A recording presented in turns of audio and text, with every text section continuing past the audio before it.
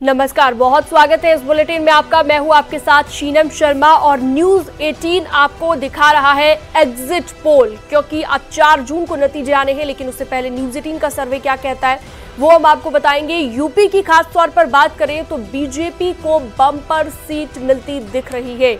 जो अनुमान जताया जा रहा है, एनडीए को 2019 से ज्यादा सीट मिलने का अनुमान जताया गया है। बीजेपी को यूपी में 68 से 71 सीट का अनुमान जताया जा रहा है। बात अगर इंडी गठबंधन की करें तो 9 से 12 सीट का अनुमान इंडी गठबंधन के लिए, और बात कांग्रेस पार्टी की तो सिर्फ 3 से 6 सीट का अनुमान कांग्रेस पार्टी के लिए अभी तक सामने आ रहा है।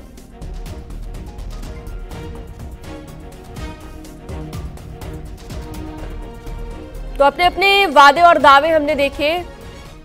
80 की 80 सीटें जीतने का दावा भी भारतीय जनता पार्टी ने किया, लेकिन बम्पर सीटें मिलती हुई दिख रही हैं, जो अभी तक का आंकड़ा दिखा रहा है एग्जिट पोल का। एनडीए का आप देखिए 68 से लेकर 71 सीटें मिल सकती हैं। इंडी गठबंधन की बात करें 9 से 12 सीटों के बीच इंडी गठबंधन को मिल सकता है। उत्तर प्रदेश की अगर हम बात करें तो ये उत्तर प्रदेश की कुल 80 सीटों का आंकलन हम आपको बता रहे हैं। 80 सीटों में क्या कहता है एग्जिट पोल, वो न्यूज 18 अपने दर्शकों को दिखा रहा है। हालांकि जनता उत्साहित है कि 4 जून को जो नतीजे आएंगे उसमें क्या कुछ निकलकर सामने आता है, लेकिन ये एक जो सर्वे किया गया उस सर्वे के मुताबिक हम आपको दिखा रहे हैं।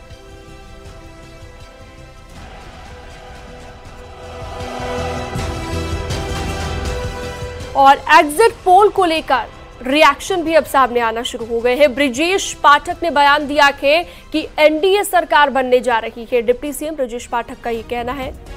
जनता ने विपक्ष को नकार दिया है, ये भी उनकी तरफ से कहा गया, क्योंकि अब लगातार रिएक्शंस आ रहे हैं। भारतीय जनता पार्टी प्रचंड बहुमत के साथ तीसरी बार माननीय मोदी जी के नेतृत्व में सरकार बनाने जा रही है, और उत्तर प्रदेश में 80 की 80 सीटें राजग गठबंधन भारतीय जनता पार्टी जीतेगा, और एक तरफा भारतीय जनता पार्टी चुनाव जीत रही है। माननीय मोदी जी की गरीब कल्याण योजनाएं जन जन में पहुंची हैं, और दूसरी तरफ समाजवादी पार्टी कांग्रेस के गठबंधन को जनता ने बुरी तरह नकार दिया है। समाजवादी पार्टी की गुंडई अराजकता चुनाव में भी खुलेआम दिखी। समाजवादी पार्टी के नेता के मंच को उनके ही गुंडों ने तोड़ दिया। कई बार ये रैली नहीं कर पाए, मीटिंग नहीं कर पाए, इनको हाथ जोड़ करके वापस आना पड़ा। और कांग्रेस भ्रष्टाचार के दलदल में डूबे हुए लोगों का समूह है। जनता ने इनको बुरी तरह से नकार दिया है। एग्जिट पोल को लेकर कांग्रेस के नेता क्या कुछ कह रहे हैं वो भी आपको सुनवाएंगे। जयराम रमेश ने क्या कहा है वो आप सुनिए। वर्तमान प्रधानमंत्री ने पहले ही ट्वीट तैयार करके रखा होगा, क्योंकि जिस व्यक्ति का 4 जून को जाना अभी तय हो गया है, उन्होंने ही ये सब साजिश रचाई है, ये एग्जिट पोल मैनेज किया है।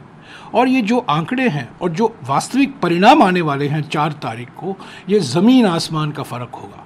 ये सब एक मनोवैज्ञानिक खेल है हमारा हौसला कमज़ोर करने के लिए। पर इंडिया जनबंधन को मैं कहता हूँ, विश्वास के साथ कह सकता हूँ, और कल सारी पार्टियों की बैठक भी हुई और वहाँ आंकड़े पर विश्लेषण हुआ। 295 सीटों के कम इंडिया जनबंधन को आना बिल्कुल असंभव है। यानी कि हमें 200 मिनिमम, न्यूनतम तरीके से हमें 295 सीटें मिलेंगी।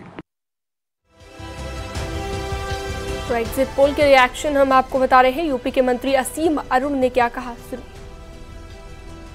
दिख रहा है, लेकिन मुझे लगता है कि हम या तो 80 पूरा कर लेंगे या 80 के बहुत ही करीब होंगे, ऐसा है। और कारण ये कि जिस प्रकार मोदी जी ने गरीबों को जोड़ने का काम किया है, नए वोट कहां से आ रहे हैं, नई सीटें आ कहां से रही हैं। जो गरीब लोग हैं, जो अनुसूचित जाति जनजाति के सदस्य हैं, उनके लिए जितना काम मोदी जी ने किया है, आज भर भर के वोट सब लोग दे रहे हैं, पूरे उत्साह के साथ दे रहे हैं। ये एक नया बहुत बड़ा vote base Bharatiya Janata party ने बनाया है, और उसके आधार पे आज हम देख रहे हैं कि इतनी सारी सीटें भी हमारी बढ़ने वाली यूपी में, और साथ साथ वोट परसेंटेज हमारा बहुत व्यापक तौर पे बढ़ रहा है। एग्जिट पोल पर बीजेपी नेता जेपीएस राठौर का रिएक्शन भी सुनिए। इतना बड़ा एग्जिट पोल आ रहा है और पूरी तरफ से कमल ही कमल खिलते चले जा रहे हैं। भारतीय जनता पार्टी ने जिस तरीके से अपनी रणनीति बनाई थी, उस रणनीति में हम पूरी तरीके से सफल हुए हैं। और मैं कहना चाहता हूं विपक्ष के लिए, दुष्यंत कुमार जी की वो लाइन, तुम्हारे पांव के नीचे जमीन नहीं, कमाल यह है कि फिर भी तुम्हें यकीन नहीं।